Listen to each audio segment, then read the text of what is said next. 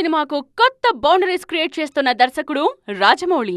Budget, making, market, success ఇలా ప్రతి విషయంలో రాజమౌళి స్టాంప్ స్పష్టంగా కనిపిస్తుంది. ముఖ్యంగా సినిమా కథకు విజువల్ ఎఫెక్ట్స్ ను వాడుకోవటంలో జక్కన్నది సెపరేట్ స్టైల్.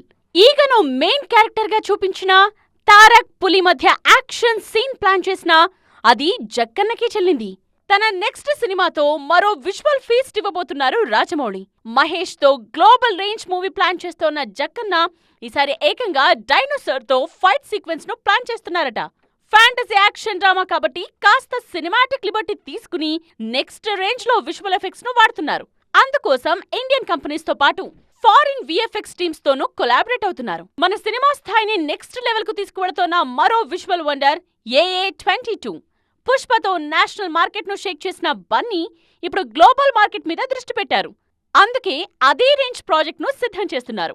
విజువల్ గా ఇండియన్ స్క్రీన్ ఇంతవరకు ఎక్స్పీరియన్స్ చేయని కొత్త వరల్డ్ ను చూపించబోతున్నారు. అనౌన్స్మెంట్ వీడియోతోనే అంచనాలు పెంచేసింది అట్లీ టీం.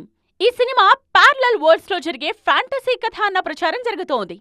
అదే నిజమైతే విఎఫ్ఎక్స్ కు మాక్సిమం స్కోప్ ఉంటుంది. దానికి తగ్గట్టుగా ప్రీ ప్రొడక్షన్ నుండే ప్లానింగ్ చేస్తోంది టీం. ఇలా మన మేకింగ్ స్టైల్తో హాలీవుడ్ ను కూడా సవాల్ చేస్తోంది తెలుగు సినిమా.